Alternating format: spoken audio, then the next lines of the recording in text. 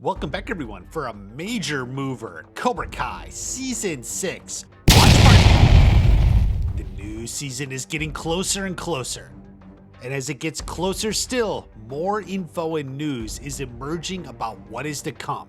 Well, a recent article in TV Source magazine dropped several major hints about the fury just ahead. We'll dive right in, but if you're looking to experience this season spoiler-free, this may not be for you. It's your last chance to turn away. Only the brave shall continue. So the article is called, simple enough, 6 teasers for Cobra Kai Season 6, Part 1. The first section was called, Girl, So Confusing.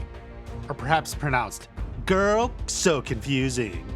Miguel and Robbie spend the major part of the season working to repair the rift between Sam and Tori, following years of bad blood. Bad blood. But it's an unlikely person who helps the two leading karate ladies begin to move forward. This is not a surprise. I've been saying for 2 years that despite the end of Season 5, Sam and Tori are not besties. They're not BFFs. They're not even Fs.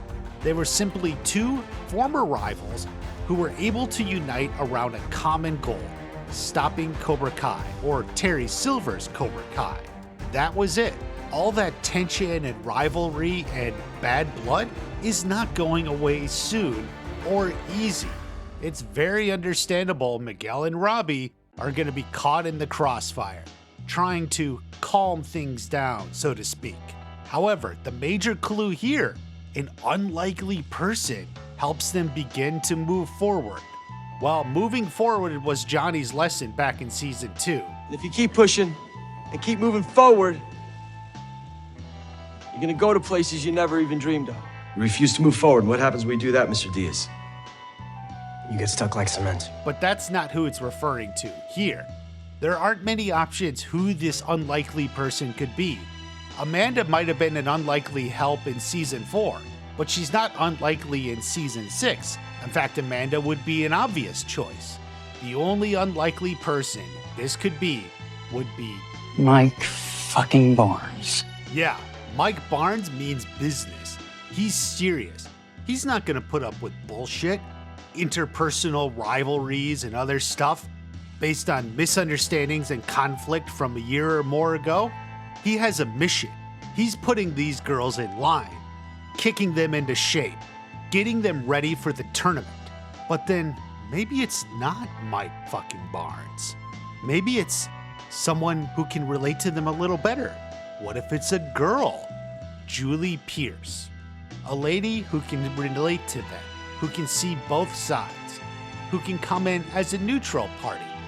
I've been predicting Julie Pierce is going to be back for a while. And if you're looking for an unlikely person to heal the rift between Sam and Tori, that is your first place to look.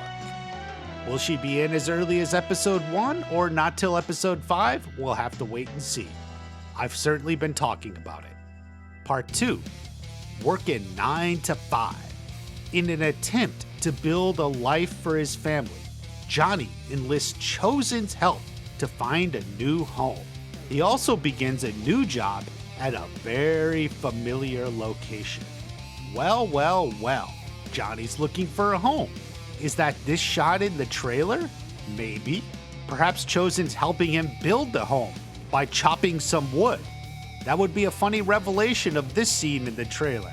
Who needs a saw when you have Miyagi-Do karate? Perhaps the biggest surprise is Johnny getting a job at a very familiar location? Well, what could that be? Golf and stuff? Sure, but Johnny wouldn't take that sort of job. West Valley High? It's hard to see Johnny being hired by someone else to be around kids, even if it's for like a custodial job. Maybe LaRusso Auto? Weirdly, this has been a fan theory since almost Season 1 or 2. Johnny works at the dealership. I can't see Johnny as a salesman. It's just not his style. Besides, he was like a handyman, a contractor. I mean, he could be working in the shop, repairing the cars. You remember it was teased very early on. Your 5.8 liter. 5.7. What, you know cars? What kind of man doesn't? So he could be like running the shop at LaRusso Auto.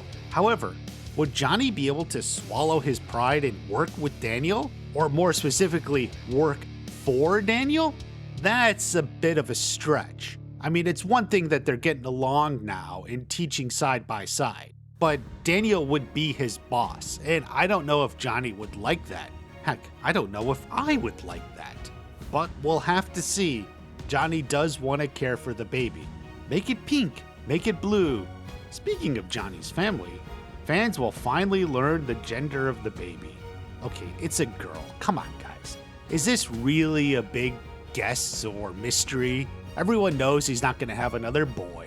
Both Johnny and Daniel get one boy and one girl. The question is, will the girl turn out like Sam or, maybe a little bit more like Carmen? Let's hope it's more like Carmen. Captain's Crunch. A newly announced rule for the Sekai Taikai throws a wrench into the dojo's planning, leaving room for only a few teammates to make it in the tournament. This new rule reopens the old wounds and ignites new tensions in the process. Now, last December, Hayden said there would be team captains, so this seems like this is the rule. Someone's got to be in charge, or two people, maybe one boy and one girl. This is almost certainly what Mike Barnes is brought in for, and this is what all these fights are that we see in the trailer.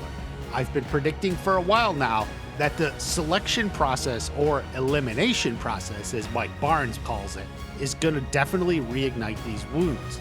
It drives a wedge between Miguel and Robbie, and it certainly is going to hurt between Sam and Tori. This conflict we see of them in the trailer is certainly going to be involved with it. Will they be able to heal after the final decision has been made? That is a test to see. Now we've got Bad Blood. The longtime friendship of one of the dojo's biggest duos has a major secret about future college plans. Needless to say, this is one secret that can't stay buried forever. This likely involves the college visit we see. The duo has to be Hawk and Dimitri. They're the longtime friends. They were probably planning to go to college together. However, maybe one of them has something else in mind. One of them is going to go to a different school. Will this create a rift between the two students? Is this why Dimitri is so angry and intense? He wants to prove himself in the tournament? This is going to be brutal. This is a sort of storyline we've seen before, but it'll be definitely new to see it taken on with these two characters. How will they react? And will they be able to get over it? It seems like the tensions between all the students are reigniting, this time for different reasons. Dastardly deeds. Devin Lee makes a shocking move this season, one that'll have lasting consequences for another member of the dojo in the Sekai Taikai tournament as a whole. That is confusing. I don't know what that could be. Devin is definitely there, and you would think she's going to be participating however she can in the tournament, but who's it going to affect? Maybe Tori? She seems to be the only other person she was close to, but how, we'll have to wait and see. There's a lot here and there's more to come. Definitely the biggest revelation here is the likely return of Julie Pierce, but each part hints at the major tensions and challenges in Season 6, Part 1. Make sure you're subscribed, I'll cover it all as it comes. Have a great day, I'll see you at the next watch party.